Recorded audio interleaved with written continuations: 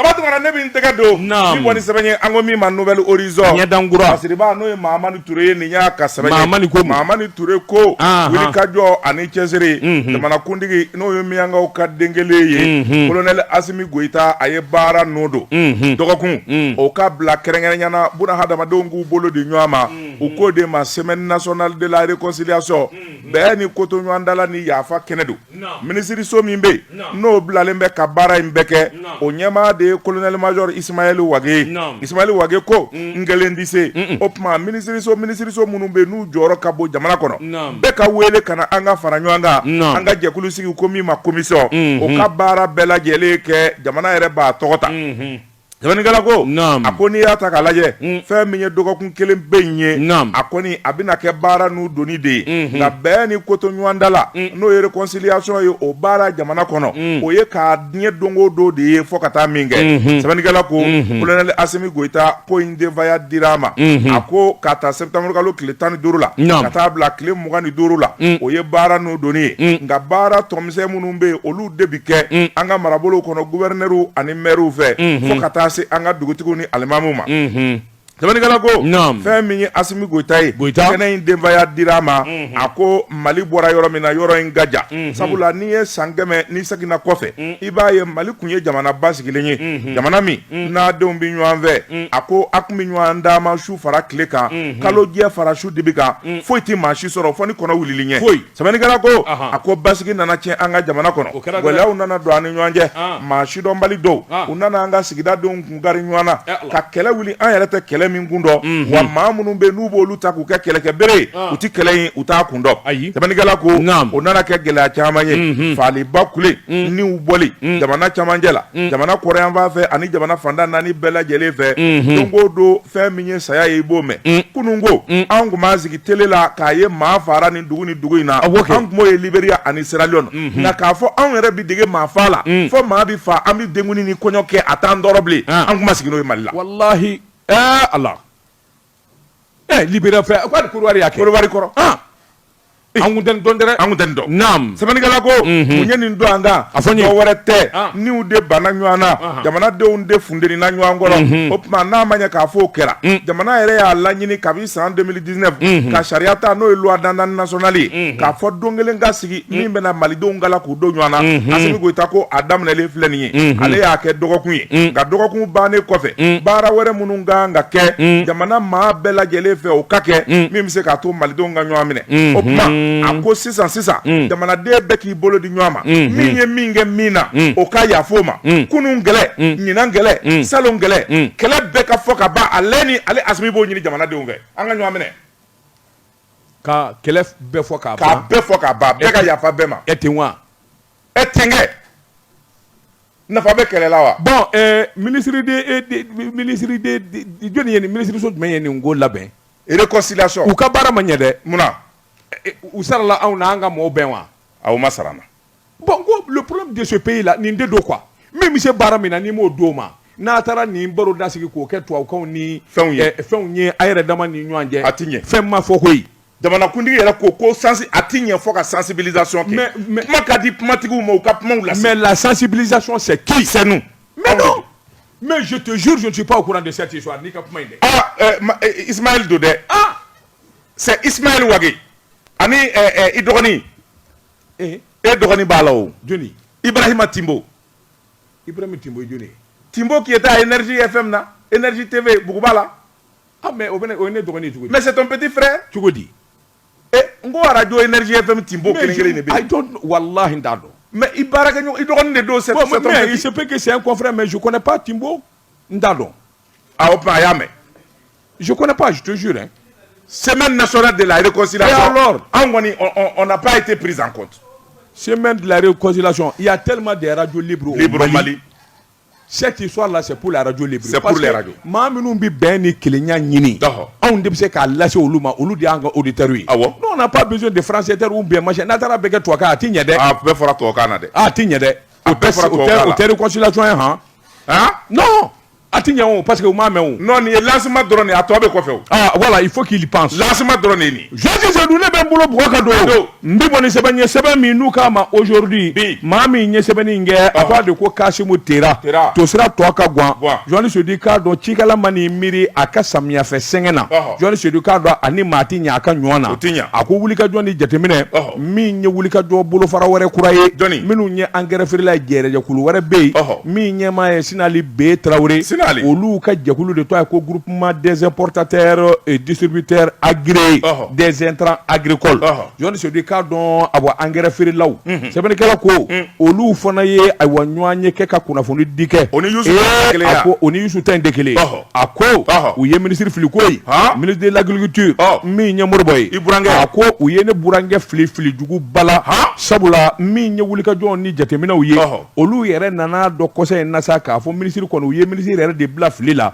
ka sabu ke munye ikado olu be engrais feri do be bara na sandani duru do ba la sanjegi joni se di ka don mato olu la u ka jere jakulu la engrais garamu kelendira mi ma awa koko ajago botiwa akui ka don ni ngera fiye baye ka sabu ke munye ni ye jamana inda ka laje abamalen be sene de ka mati ka jamana ingla senekela ko joni se du ni du ngo senekela afa ka demefen engrais dunyo juba ju doye mi nye abo wulika jo ni jatemine aku ye puma minu vo ika do puma nunu kalati turaka olu ye engrais ferelawi milliard tan wolovla fanga ka bo na fora ko de duna ika do jamana engrais la amasa se yoro la olu chama be jango chaketa do be ko mi ma société code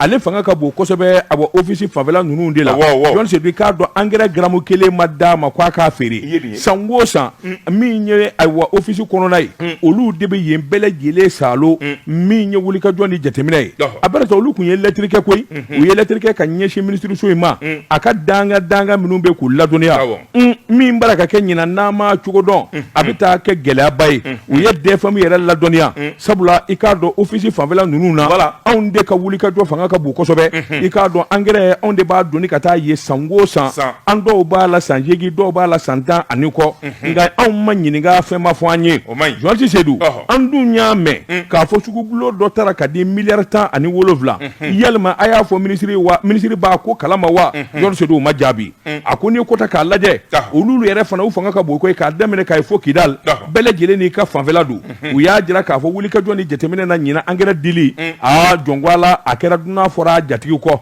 sabula sinali abo bakaina traoré ale minye directeur fana société abo sarafa sar ale a jira ka fo sanwo san ika do zone minumbe no ye san tene tomia ani jeli ale de ka engrais beta ye woro nuna sa bele jelina sabula abi bara na kasa sanja manye ika do fo ndondo ne do nyangono akanga keke tugo mina abadon akwa engrais fere ale be ngoi na sanjegi bi engrais ma jele ka manke ni yoro nunu na ika do na nye forai onga ko ngera dogo ni dogo minye ako jongwala mi ngoni ye janvan baye e ko ministry yere de ka barakelo ma ngalo tiga e ka damarawa ay ministry yere de janva ke non ministry il a été trahi mais baraka jonde a trahi c'est d'où mais c'est déjà qu'il a nommé c'est déjà qu'il a trouvé là-bas mais il peut les enlever je suis sur ce plan je suis d'accord voilà sur ce plan je suis d'accord avec toi j'ai toujours dit et soutenu quand on te nomme ministre il faut changer du directeur du cabinet au conseiller technique enlève tout même secrétaire Mimbe a voulu ou ka réseau B mais il y a un réseau qui est là 10 ans 6 ans 7 ans voilà mais et ka conseil technique dossier bo de bolo san wolovla san duru abi shoni ni ngana ngano kanga ke obina djuma envoyer mimbe voilà mais j'ai toujours dit ça mais ma kanane on dirait que ils comprennent pas oui parce que tu n'as pas de doctorat mais malheureusement moi, j'ai un doctorat de la vie tu n'as pas fait Sciences Po tu n'as pas fait la Sorbonne Sorbonne Angalote voilà Sorbonne ni Angalote mais abetiko dibi mais voilà la vérité Bolo mana dima abida tigi de l'unique et le seul responsable c'est Modibo Keita. Voilà, c'est lui. La seule solution qui est là aujourd'hui. Ministre Modibo Kabo, c'est-à-dire CMDT. Modibo Kabo bléa. CMDT. Et bon dans la satire du Modibo de Bitaka Boisa. Modibo Botoudi. un grand cadre comme lui. CMDT. Mais moi, il m'a surpris. Ministère de l'Agriculture. Il enlève tout le monde. Bien. Mimbe, Sénégal, ni la FIA bio. On enlève tout le monde. On sanctionne. Il faut sanctionner. Modibo m'a surpris. Notre né à DNCC là. Un cadre dévoué et chevronné. On lui a menti, hein? Il manipule. Oui, l'autre gars. Nous, il y a Sebagné. Agnemi Mbo aujourd'hui qu'on a Akabi Bolla. D'abord, on a des intogado. Au week-end, on est Sebagné. Check up pub. Kaka firfon la kodo. Nege kanye tan fila sera Bamako. Ka fɔ jiginɛw ka bonyamasegi bɛ aw ye. Check up pub. Kaka firfon la. Josi Zedou, Mbala Chogobedi. D'abord, on a des intogado. Mi boni Sebagné. Angomi ma le pays. Jabana. Fasiriba no ye begindo ni ya ka Sebagné. Gindo ko mu. Begindo ko akadina te dabla nye negetena ko. Nasiga. Ministre. Idwa ke no ye Mamadou Kasoge. Ale de kiri ministre. Bamuru ani pembelenguru talemba fe. Zomba kule ani jamana nafolo burujaba munumbe. N'u ka fɛnw minɛ n'u la. K'u bina feere k'a di jamana ma ka taa bila jamana wagande kɔnɔ. Cakɛda sigira fɛ. Cakɛda min bina ni nzo bɔsilew. A n'a nafolo bɔsilew la. A n'a mobili minɛlew la. O bina k'a kana u feere k'u t'u wari bila trésor la. Qui dit mieux? Mamadou Kasoge. Qui dit mieux? Oui, vente aux enchères. Oyodi. Ah bah, tiens, tu as bien négocié. Qui dit mieux? Ton petit frère là, Kafaringue, a bé baraké, hein? Qui ça? Mamadou Kasoge. Mais je l'ai perdu, hein? Tu l'as perdu? Kamina be quoi la misra? Bon, je vais dire à Aliou Mahamadou Sango. Aka ini ministre blanc contact. Sinon, ka hagili tigi, Kasoge ni au flan Amérique, New York. Lui c'est un ami d'enfance de New York, oui. On nous depuis ballon et fait on t'a C'est son frère. Non, son cousin. Non, mais n'a pas qu'à souffrir samedi là. Il va se sur le début, il les sondage. Il va faire quoi? Et tu vois qu'il y en a des données à lui, il n'est pas venu pour ça. Allez, comme ils sont à Kalodjela. Bon, je l'ai perdu depuis longtemps. Comme nous, Wati a ben Djougou. Bon, Mamadou Kasoge, ton grand frère d'abord te chargé. Qui a mandat de dépôt que l'Indjama? Là, Ndajwana. Il va que Kaé, Kanaka commissariat de Kaé.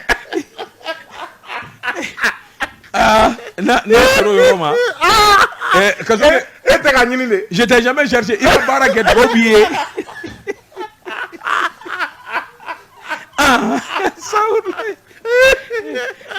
Je